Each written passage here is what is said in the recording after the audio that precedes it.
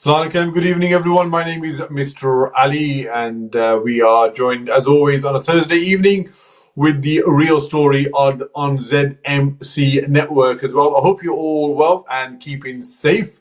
And this week we had the budget by Rishi Sunak, and it just shows that we've still got a long way to go before we are behind the COVID, and the furlough has been extended till September. As always, I like to kick off my show with the latest COVID figures, and the good news is that they are continuing to decline week on week. So the latest cases that we have for Birmingham are thus 1,204 compared to the previous week, which was 2,001, a decrease of just under 800. In terms of rates of cases per 100,000 population, it is 123, which has decreased by 77 compared to the previous week. In terms of those wards which are the highest, please make a note if you reside in those, or if you have family and friends, or you have to go there for work. It is Soho and Jewellery ward, which has Jewellery Quarter ward, which has 236, followed by Handsworth, which has 228, Bromford and Hodgill, which has 203. Then in joint places, Garrett's Green, and then followed by Gravely Hill, which has 194, and then finally Hall Green, which has 193. These are the top 6 wards which have the highest cases per 100,000 population as well.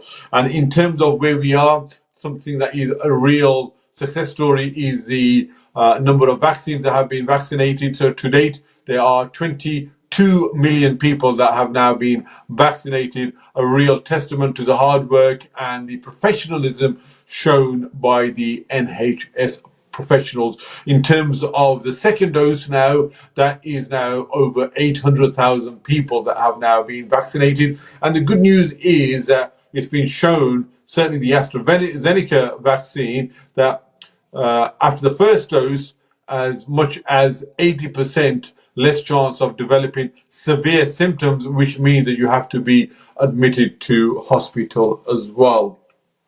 So today we are going to be dedicating the show to the census, which is going to be released on Sunday, the 21st of March.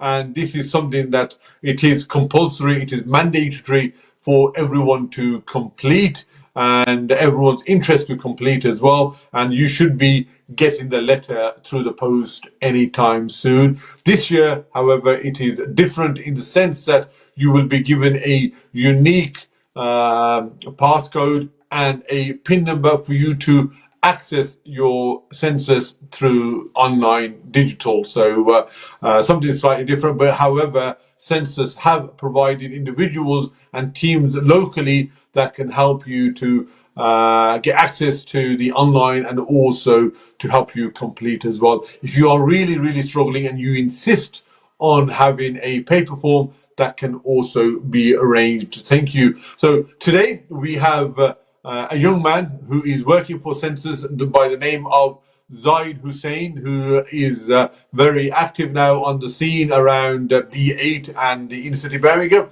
who's going to help me to navigate and shed light on this particular. First of all, huge and a warm welcome to you, Brother Zeid, on ZMC Network. We're talking about census. It is something that people aren't really sure what census mean or what it entails. Do you want to just give a bit of a background as to what is the census and why is it important, and what does the local government and the national government use it for? Yes, thank you, Mr. Ali, and I'm delighted to be on ZMC Network, and I look forward to coming on here a lot more. The census is a survey which takes place once every 10 years, and it pictures us an image of the people who live and the households that live obviously in England and in Wales. So the census is for England and Wales and not for Scotland and Northern Ireland. Scotland have their own and Northern Ireland have their own. I think the Northern Ireland, Scotland one's next year. So 2021 is the census year, and the last census was 2011. And of course, these data and the numbers that we have are used for a number of things. Local authorities, charities, local governments all use this to help us with our services such as transport, healthcare, education. And without the census, it will be very difficult to provide and improve these such services. And so I was given the job of being an advisor to the ONS and working as a community advisor for the Somali community in particular, a community which generally is a bit absent from the government records and data. So I've been working around the community centers, mosques, community hubs, cafes, and so on. So my energy was focused to that. But I'm delighted to be here, and I am ready to help anyone who needs any information or has some queries and questions. Thank you. That's really appreciative, Zeid. So, for those of you that are listening, that are watching, please either put your comments on Facebook, on the social media channels, or if you want to dial in, then please, by all means, do so as well, and put those questions to Zeid. So, you mentioned about helping the communities to get an understanding and make sure that they complete the census. And when you are talking to the Somalian community, to the wider BAME community, are they familiar with the census, or do you have to explain that this is something that's going on for over 100 years now, and it is a data collection tool that, as you mentioned, statutory agencies are using in order for them to plan for the future? Yes. So obviously, with regards to the BAME community, you face a lot of challenges, and it is not predominantly their fault, to be honest with you, because in the previous census, the people that used to represent these communities were not directly from these communities generally. And so when you come to these communities, be it the Pakistani or the Somali community or the Bangladeshi or Indian, they have a distrust in anyone not from their community who especially brings initiatives that are from governments. And the first thing, obviously, is my data going to be safe? My personal information going to be safe? Why does the government care about me? And issues like this, and a huge mistrust that they have in government. So it is not predominantly their fault.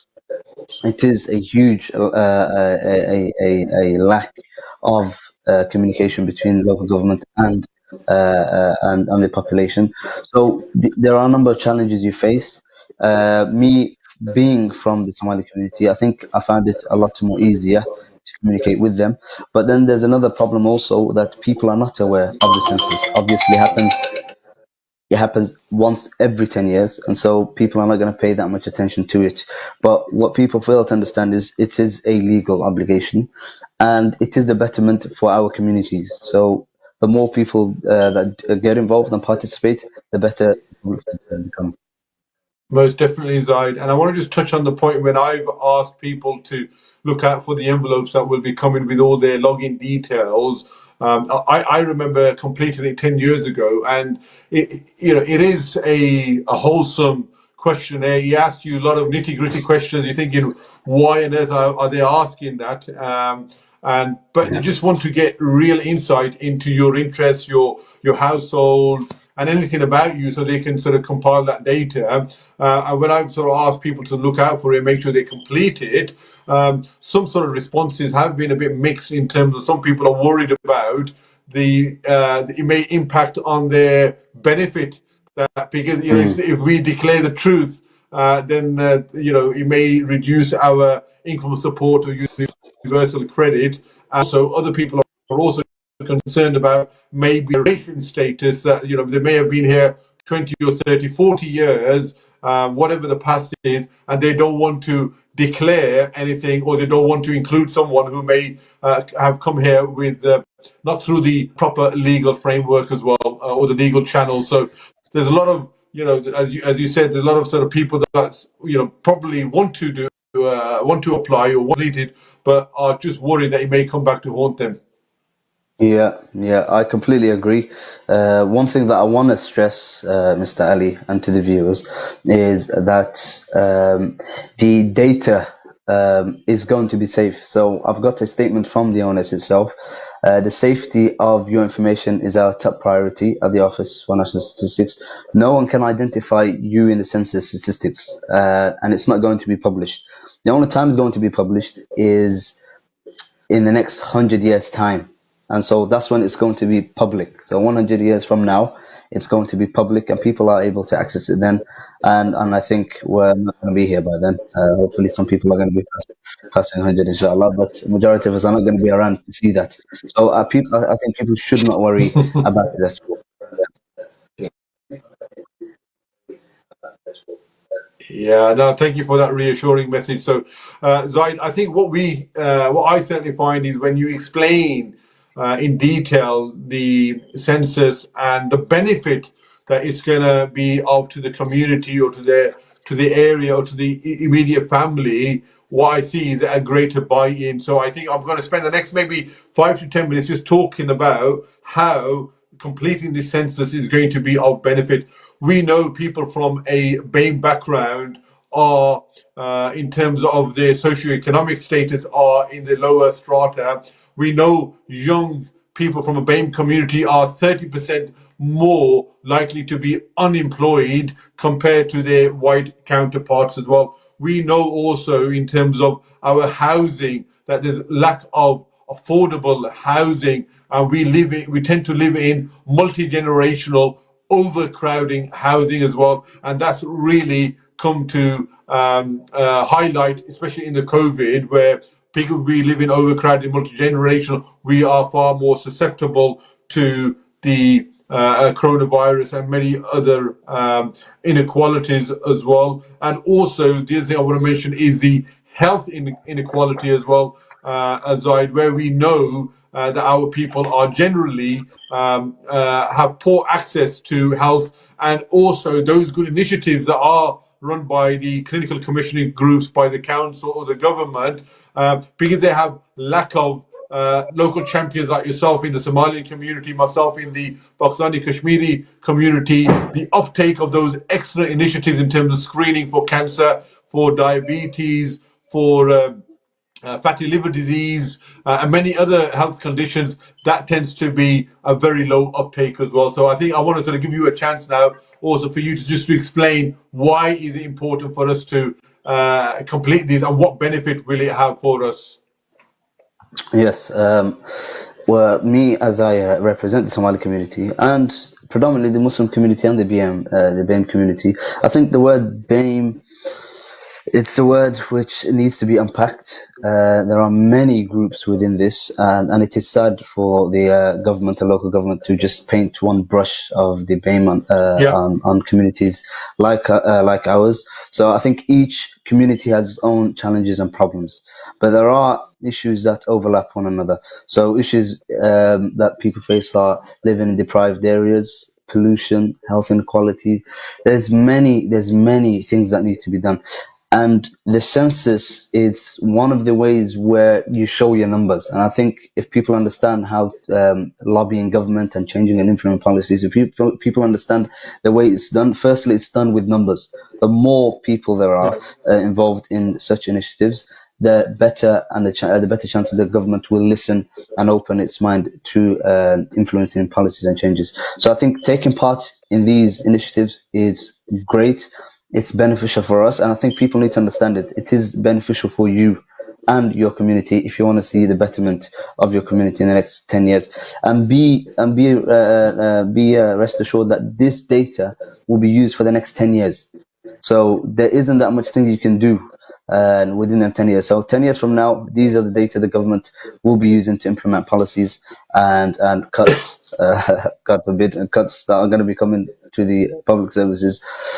So these are the data. So and another thing is with my community, especially the Somali community, there are a lot of people that died in the COVID period, and yet nobody knows how much. Nobody knows what age gap. Why was that much Somalis die in the COVID pandemic? We ain't got no facts and no figures and no stats for that, and that's predominantly because we don't take part in the census and other initiatives that the government puts forth. I know everything that we do is not going to be used appropriately. They're not going to use certain stats appropriately, and but it's upon us for us to stress that and to take part. It is essential for us to do so. No, no, absolutely, Zaid. And I must say that the Somali community and the Bengali community have been decimated by coronavirus, whereas unlike the Pakistani community and the black community, we've got counselors, we've got maybe health professionals who are championing and arguing our case.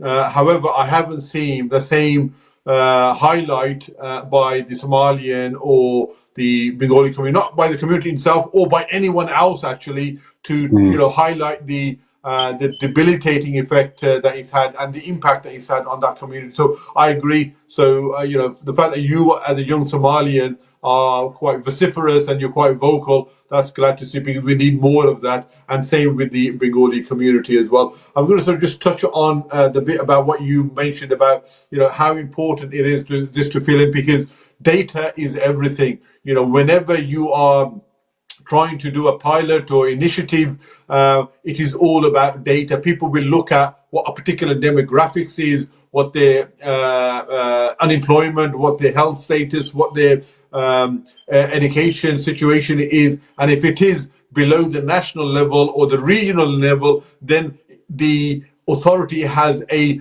duty of care, because now that it's been highlighted, to do something about it. Prime example is now that the COVID has highlighted that the Pakistani community is times three affected or likely to get COVID, and they are going to die as a result. And one of the reasons is the overcrowding in housing. Secondly, is also because we have a lot of underlying health issues as well, and we're also on the front line. Now that this data has been compiled, the local authorities, the CCGs, the government now, when hopefully the quicker this COVID is over, they will have to do something about it, because they are being made aware. They can't say, oh, we aren't aware, or this hasn't been highlighted to us as well. So I fully agree with you that we need to get this in, so we are able to, if the government is not doing it, we can go to the government and say to them, look, this is where, for example, in B10, there's a huge B11, there's a huge Somalian community.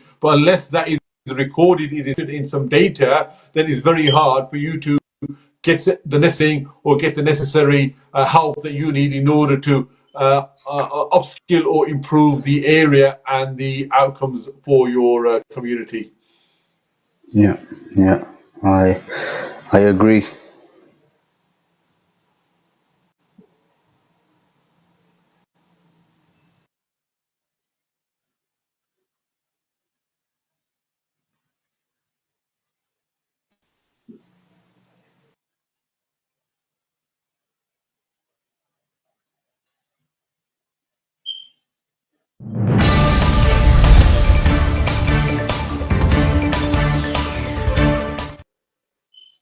So, sorry, Zaid, I think I got cut off there. Did you get my point, or did I get cut off Yeah, yeah. halfway?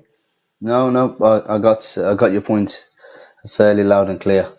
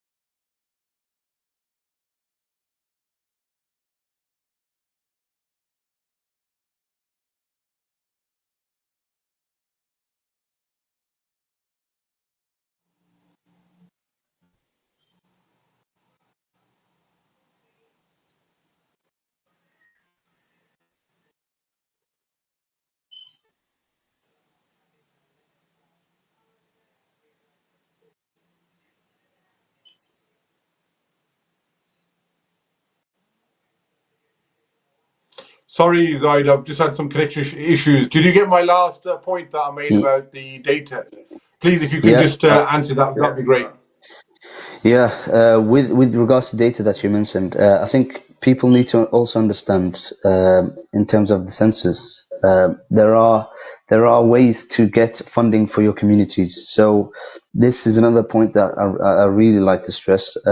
Every community generally is allocated a pool of funding, whether they come under BAME or some other ethnic minority group, and so in order to claim these fundings for your public services or any community things that people like to run, or people who may need help, such as people suffer from mental illnesses or older people, or transport links and stuff like this, you are able to claim funding from the government and local government.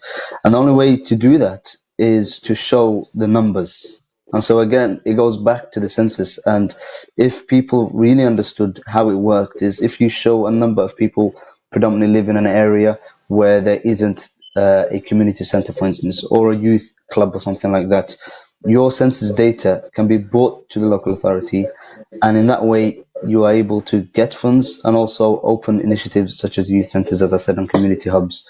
And this is critical, and it's something that people are not aware of. No, most definitely, Zaid. Talking about the Somalian community, talking about the Kashmiri community. So even though we are labelled as Pakistani, actually our roots are Kashmir, and there's a Mm, real growing movement and real dissatisfaction as well. That why are we labelled as Pakistani? And people are now there's a real campaign at the moment to when a question comes around ethnicity, to make sure that we tick other and write down Kashmiri as well. And if you look at the number of Kashmiri in this country, there are about 1 million people, probably even more than that. But at the moment, we are sort of all categorized as Pakistani, mm, and that's not to sort of take anything away from Pakistani, but we are from an area just next to Pakistan, and that's something that we want to sort of get recognized.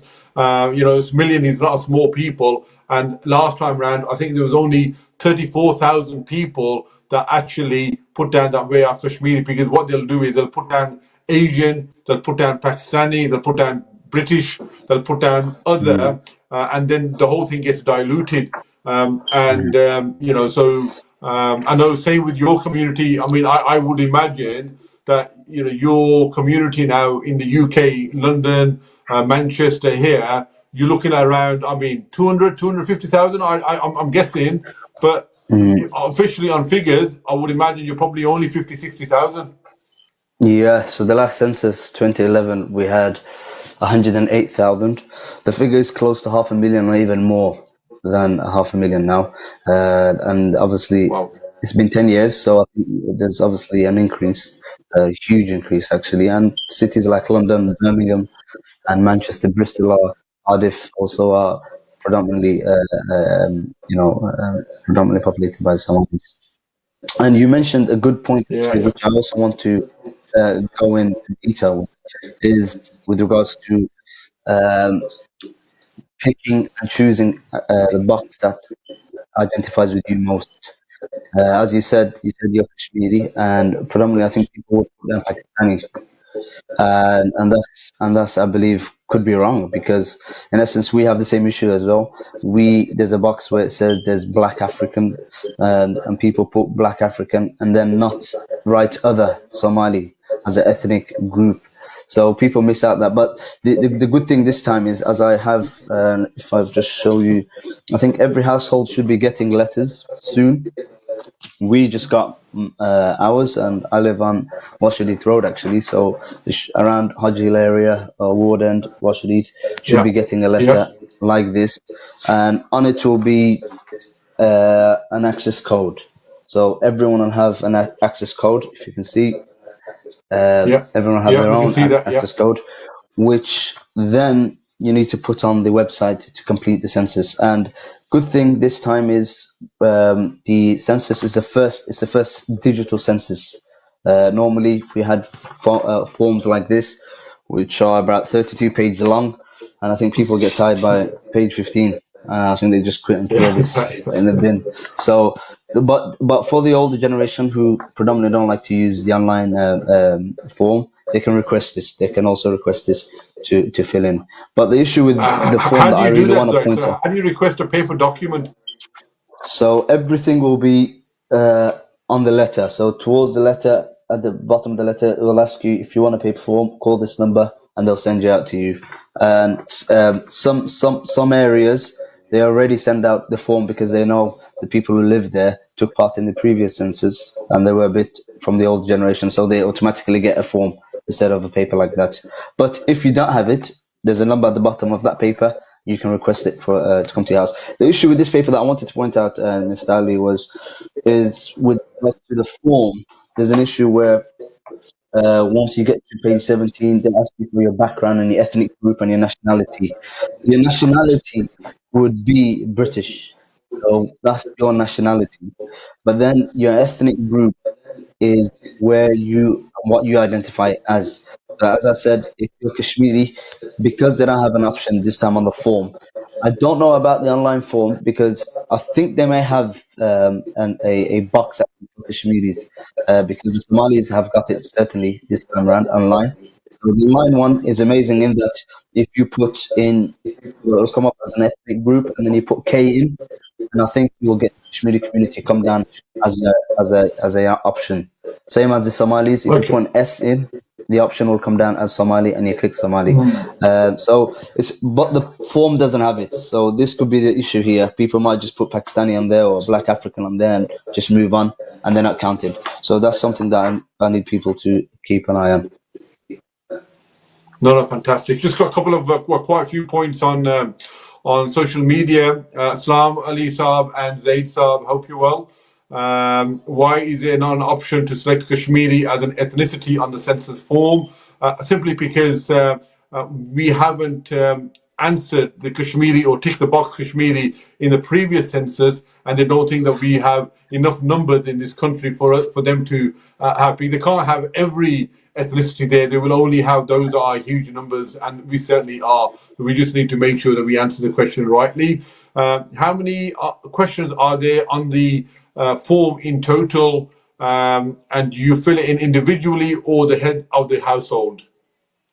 Right. Okay, so that's yeah. So each household will get it. So the letter will be addressed to the householder. So anyone from the household can fill it in on behalf of the family. You don't have to fill it in individually. So one person can fill in for everyone in the household to make it much easier. Yeah, good. Thank you.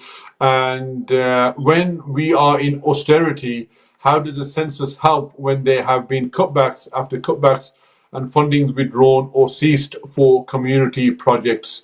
Would you like to answer that, Zaid? Yeah, yeah. So it's a good question. It's an issue that I think everyone is facing now. Austerity has caused a lot of damage in communities. One thing that I want to stress is, look, there are general elections, and in the next 10 years, there will be a general election, 2024, and you never know. You never know. Labour might come through, another party might come through. So you should plan as normal, and you should take part in it. Depending on, you never know who comes along and changes things. It's going to be a tough time. Obviously, COVID has done a lot of damage, but that does not mean that you don't take part in the census. It's a legal obligation, first of all. You could be fined £1,000 if people don't take this seriously. So it's a legal obligation. And secondly, it shouldn't deter it shouldn't deter you away from not filling it out. No, great, thank you. And did the census team carry out an equality impact assessment, the effects of the hard to reach communities, especially of African origin, example, Somalians, Gambians, and Nigerians? Yeah, yeah, that's a very, very good question. What I'm planning to do, hopefully after I'm done with census, because it's a temporary work which finishes in the summer, they'll be assessing and they'll be doing a lot of evaluation. I myself will be writing my own evaluation on the census and how it was conducted. And it's going to be very interesting because I'll be making some recommendations, because there are issues that you see. And one thing people really haven't understood is those at the senior top, have they got any clue as to how communities such as the Gambian community, Ugandan community, the Somali community, Kashmiri community, Pakistani community, what they go through? Have they? These are people who generally probably live in some village somewhere, who are given a task and they just come. There was an issue actually to put that through. The Indian Sikh community, I believe it was the Sikh community actually, they had leaflets come out to them and to their temples where the picture had a lady with a headscarf, and they were quite offended, and rightly so, because the headscarf, this is predominantly a Muslim lady, and this should be sent to the mosques and not temples.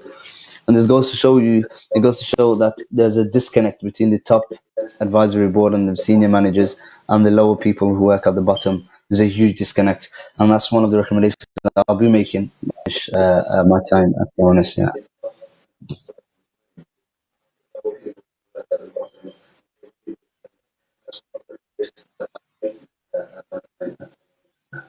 No, that's very useful, Darid. And I think it's knowing those cultural, religious sensitivities and being aware of that. And I fully agree. And I want to sort of also pick on the point the one of the listeners or the viewers made around austerity. And I think for me, that gives us even more of an impetus to make sure that we, take part in these activities, whether it's a census or whether it's a general election, to make sure that we are counted in and we are considered. If there is less money, then why should other communities, just because they are recognized or they shout the loudest, they get the money? We need to also make sure that we highlight the inequality that we are facing and that our youngsters are facing as well, and make sure that we draw our fair share of resources, whatever form that may be, for our areas as well. So, that's what I would say to you, Javed, in terms of your question. We're now sort of just coming towards the end of the show, Zeid. I'd like to give you an opportunity just to sort of maybe give your final concluding thoughts and remarks.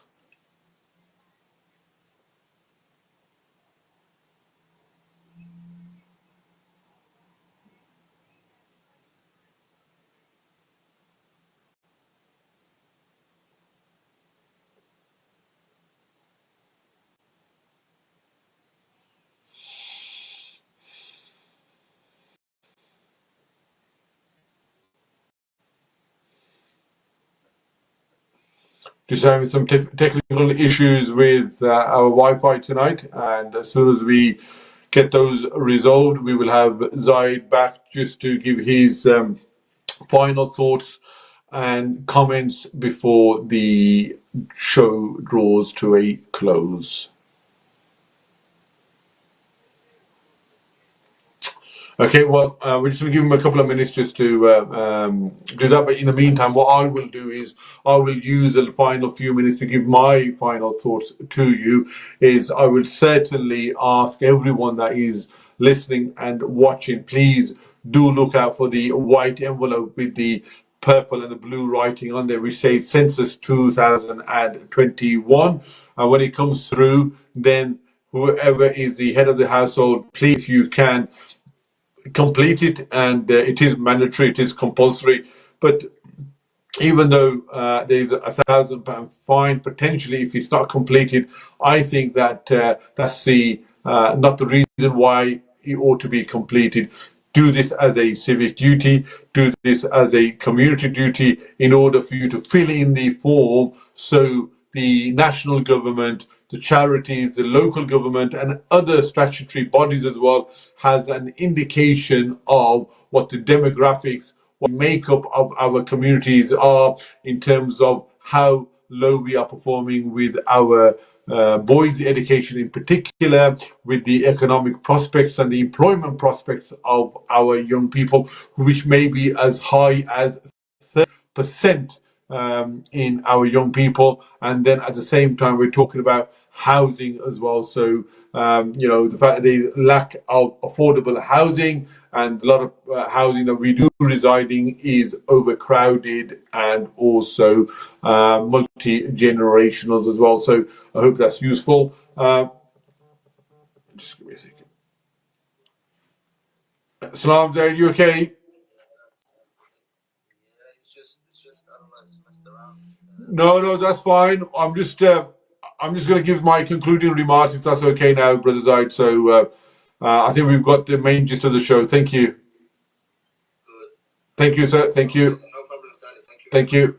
Okay, so that was Zaid just letting us know that he's having some technical difficulties. So I will encourage all of you to make sure that on the 21st of March, which is a Sunday, that you all go on and complete it by then as well. So you should be looking out for the white envelope. Any questions you have, Brother Zaid's number, and I will read that out to you. So you've all got that. 07940 993266. These are people that are there out at the grassroots to help you if you have any trouble logging on or getting access, or if you want to, you can also get the paper document as well. On that note, please look after yourselves and each other. Until next week, God bless.